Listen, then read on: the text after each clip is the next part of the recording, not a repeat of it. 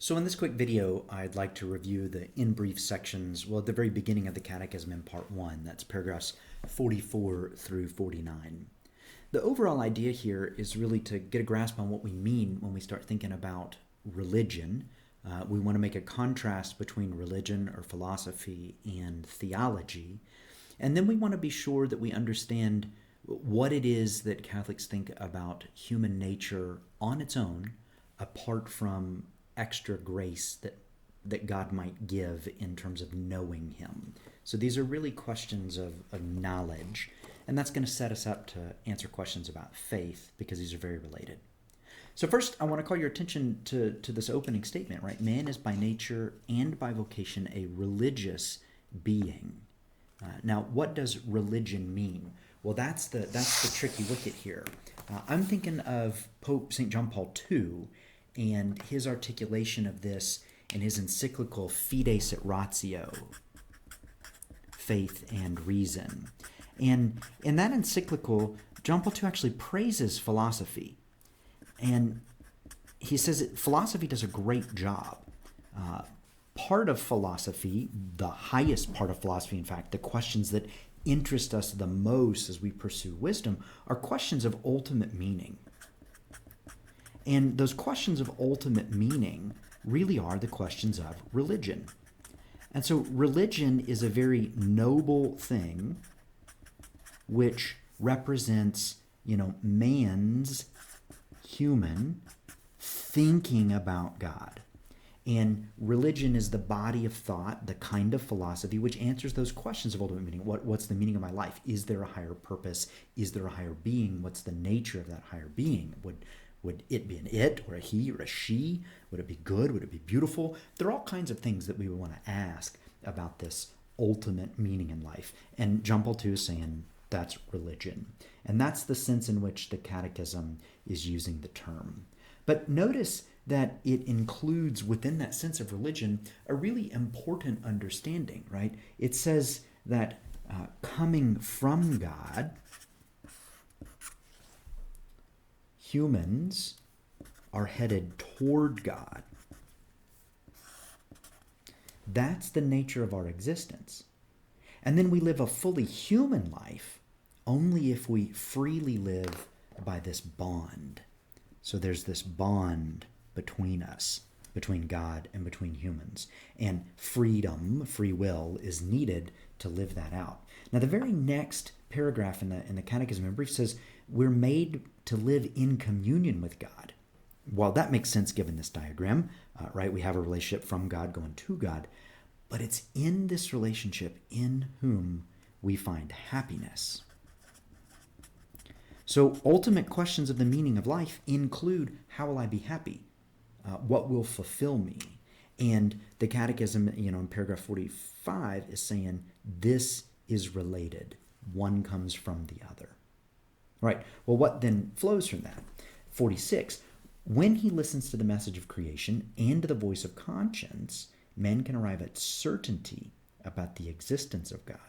Okay, so among those questions that I want to ask about God are things like, what's the ultimate meaning of my life?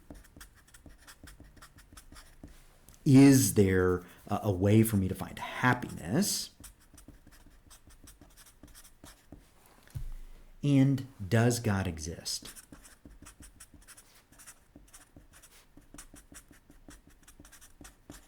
Now, all of these questions are religious questions. They're questions of religion. And the opening point in the Catechism is that we're talking not about the kind of religion which is revealed, but about the kind of religion which is just a part of our natural knowledge. And so that's an important point there that the Catechism makes in paragraph 46. I'll call your attention to it again. Men can arrive at certainty.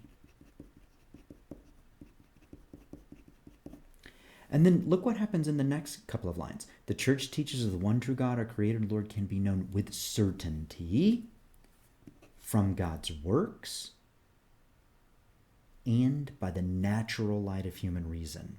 With certainty by human reason, natural reason. Okay, So if we return to that understanding of, we come from God and are headed back to God, well, the return to God, the relationship with God, that's what results in happiness. But what's one of the things God gives us? God gives us reason.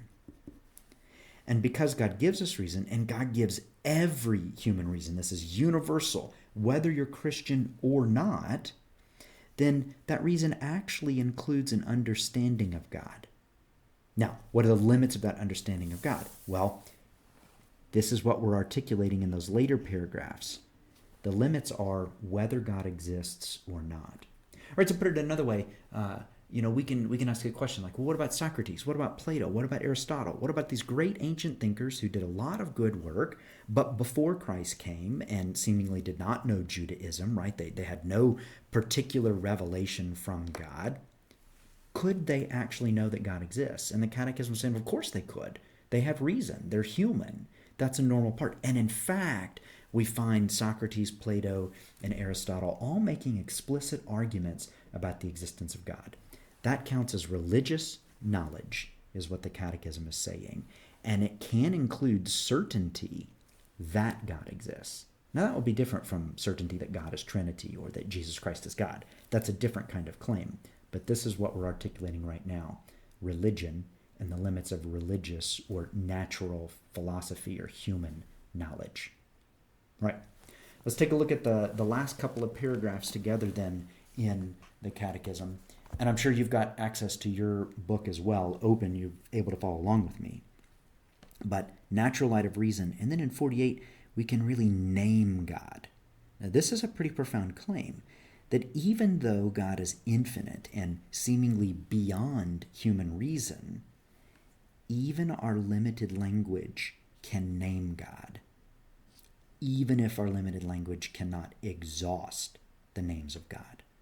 All right, so religious knowledge is going to provide a limited kind of dialogue about God. That's a good thing. It's an important thing. And it's a starting place for the Catechism in handing on the faith. In other words, reason is worth it. We don't have to abandon human reason. In fact, human reason does a lot of great work for us. But where does it end? Well, 49 already hints at the limits.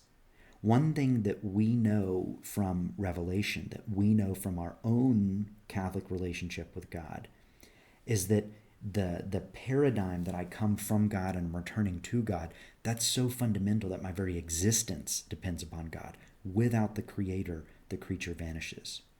So I know that everyone else has this relationship with God, even if he or she is not aware of it. One tool I can use is reason to help those other people come to understand there must be a God, that this is a real conversation we can have. But there's a second kind of conversation, and it's one that's more delicate and much more profound. That's the one that's motivated by the love of Christ.